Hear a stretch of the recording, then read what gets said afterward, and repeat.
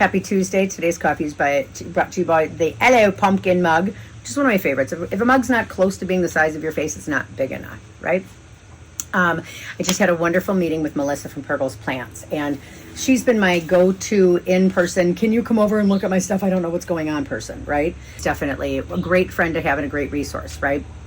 Go follow her Facebook, Purgle's Plants. Links below. So we'll get you some links. We'll get you some links to the Purgle's Plants because she's amazing as a resource. Just had a meeting with her, right? My plan today is look through what I have and help. I want to collect as much information and know where it is because I know that I'm going to stop touching dirt and have things growing because winter's coming and I don't know if I'm winter sowing or like things like that, right? But I do know that next spring, my ability to retain that information of exactly what I did, what took, what didn't, right? So I want to make sure that I'm dumping in my journal of exactly what was where, what the plan is for next year, just so I have it somewhere. ChatGPT has been great to be able to kind of organize my brain in my neurodivergent squirrel way. Anyway, so yesterday I started pulling all of the, I'm calling it the class picture. Right, so we have a shed that I didn't like the look of. The intention was to plant it out, have it be a beautiful picture that I can make into a puzzle to do with my family on Thanksgiving. So in trying to get the puzzle picture for our Thanksgiving house, I have taken all, it's like, okay, roll call, anything that's not in the ground that can be picked up and moved for convenience of watering. Right now, we are on the tail end of whatever is going to do whatever it's going to do. I have no idea. This is first timer. So Melissa came over and let me know that we are supposed to get another 2 weeks of warm weather where I don't have to have that rush of taking the picture today. What I do now have to do is prune everything back so that in 2 weeks, all of my blooms have doubled. So that is the goal as opposed to getting the picture today. I'm grateful to know that. That means I have time to primp, restage, and hang the lights in a better way than they currently are because they're just kind of a strewn in theory of and aesthetic, but I would like to get that buttoned up before we take the picture because I'd like to have an evening picture and a day picture. Lighting, I don't know. This is where a photographer needs to come into play. Melissa gave me some really good advice on how to get the picture to be, I said I want as much non-green as I can encourage to grow. So I've moved 75% of anything in bags that isn't in the ground in front of the shed. It's a roll call. Everybody get together for the class picture. It'll help me be able to water a little bit more concisely. Now that things are dying off and I'm bed amending, I'll be able to save what I can save and then either compost what I can compost, dig up what I need to, fill in whatever needs to be done. I have everybody that still has a little bit of something in them in one area, easy to water, just on my neck, fly by, no big deal. Easier to water and maintain, but then one of the things that her and I talked about is, are all of these plants going to die? Like, do I just say goodbye, kiss of death, first frost, oh God, I got 2 more weeks, like what do I do then? She brought up some different techniques that I can use. There's some plants that I have that I can take cuttings of and put in water to save over winter, but I have to worry about what's poisonous to cats and what the 3 jackasses in my house are going to do. So it's like, I don't want to bring anything inside the house necessarily. I have a little greenhouse that can be outside in the full sun. So anything that could sit on a windowsill, I do have space to be able to do that if it's worth it. You know, like is it worth it to have to change the water and be meticulous about it for 2 weeks for month, or like every 2 weeks for months? Or how expensive is it to replace citronella plants, right? Like I don't know what I have that I can keep. I don't know what I want to keep. I do know that I don't want to not try. Does that make sense? Yesterday, I tore out all the tomatoes and we're going to move the conduit so we can put the lights up in a way that can be done by October 31st. When are you going to have a Halloween party? I don't fucking know. But I do know I want to entertain and have a fall harvest. So let's say by October 15th, I want to have all of the lights. I want to have this place ready to entertain. And that means I don't want to spend money. I want to move and curate the things that I have to be able to have people here, adults or children, that can have a nice fun time, not fall into a pit, not bang their head because there was a weird step over by the trampoline, you know, like making sure everything is foot safe and aesthetically pleasing, both equally, like 3 important parts: foot safe, aesthetically pleasing, and I don't want to spend $1. That's my goal. That's my game.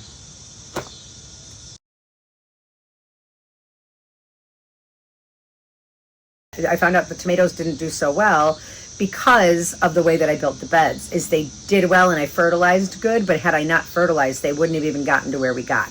The beds that I did had a drainage layer that has a lot of sticks and wood and decaying matter, and then a layer of, there was cardboard, and then there was mulch, and then there was all of these different lasagnas to get good decomposting things in there, which worked. That's why we got the mushrooms and the things that we did to grow. But what was happening is, as my beds were settling, the good stuff was creeping down into the brush and stuff that's down there, the wood and sticks and stuff. And as that, like, it would find the holes and trickle down. But what didn't go down was, I tore out all the tomatoes and realized that they did so well because I was fertilizing. They did not have amazing root structures, and that's why they got to be 13 feet tall. It was because of the fertilizer. Thank you for that recommendation, Melissa.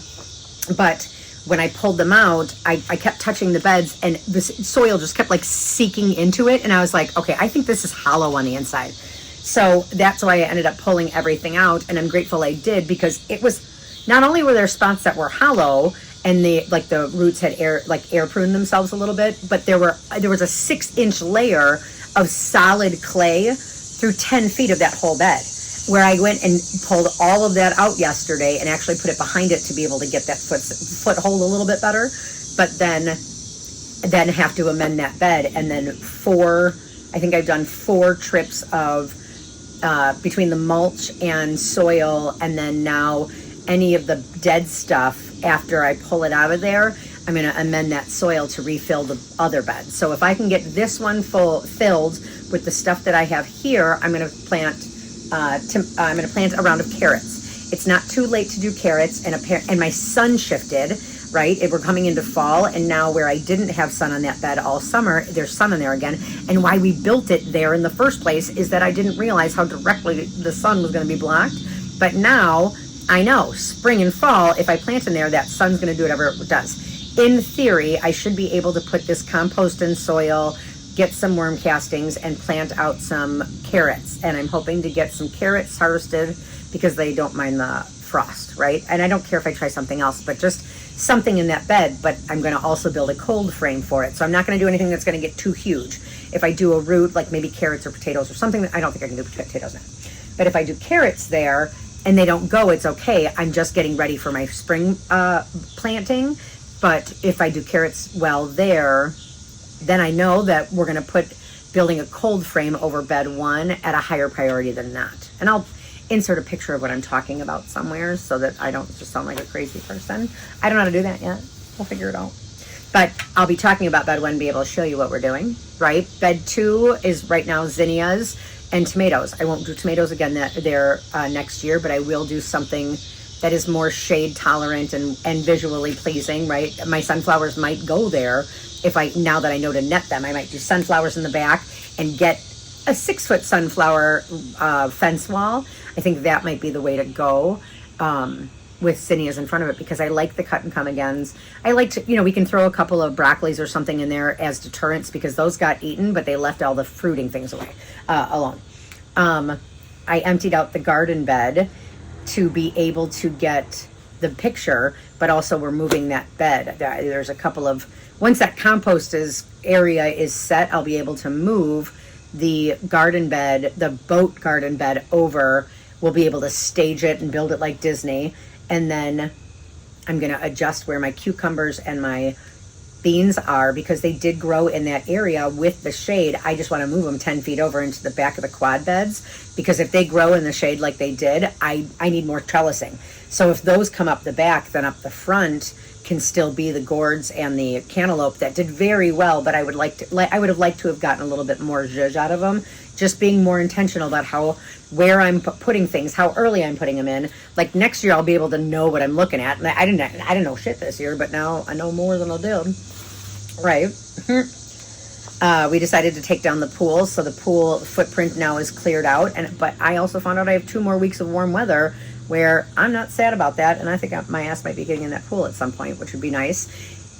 in this squirreling of the garden, I was a little sad that I thought it was time to take it down. And we are going to take it down to be able to permanently do that footprint, because then we can build the kitchen. So things are moving and I'm excited about it, but holy crap, is it overwhelming, right? I'm powdery mildew is taking over. And so today I'm going to spray the powdery mildew, and then I'm going to give it 24 hours. And if it gets worse, I'm going to really start to cut things back and just embrace the fact that the growing season is done. But if I can get it to stop, then I'm going to also embrace the foliage with the lights, right? That is the next box to check before I do any more lighting and things like that, because I don't want to I don't want baby plants that I'm going to cut down anyway. Find out if I'm going to keep the plants and then go for that. Okay, what else do I have? Strawberry. All of my strawberries are in small, like high raised things. I didn't put any in the ground because I didn't know where I wanted them. But now if I don't make a decision on how to keep those, I'm going to lose them. So there's a couple of things I really worked for that if I miss the ball, I'm going to be sad. So those are all the little things that I'm going to be recording and doing over the next couple of weeks while getting this set up to be entertaining space. Nothing more. I spent all last fall sitting in my parents' driveway with a TV in the garage and music playing because we were doing Jamie Jam's Christmas and we didn't want to spend a minute with my mom, right? Now it's like I very much enjoyed being outside in the fall, and because I used to be a sick person all the time and not be able to tolerate being the change of seasons and stuff. And now that I can be outside in the fall, it's like I don't ever want to go inside again, except for the mosquitoes. Listen, I am looking for any advice that anybody has on mosquitoes and training them, but not contaminating your gardens, right? Like people eat things out of the garden, so I don't want to spray something that's bad, but I got like 7 mosquito bites on my knees through my leggings yesterday, and it's right in that twilight hour, and I was standing like over by the compost area, but it didn't matter. Like for that hour and a half, 2 hours, they were military attacking, and it's like I don't want to pray them away because that means it's cold. I do want to go in the pool, but how do I keep these mosquitoes at bay? I'm open to all fall suggestions that anybody has, right? And next year I'm just going to go real ham on citronella plants, and I'm going to plant them everywhere. I'm ripping out all hostas and citronellas go in. I don't know if that's smart, but that's what I'm thinking about. Anyway, okay, I'm going to get this wrapped up.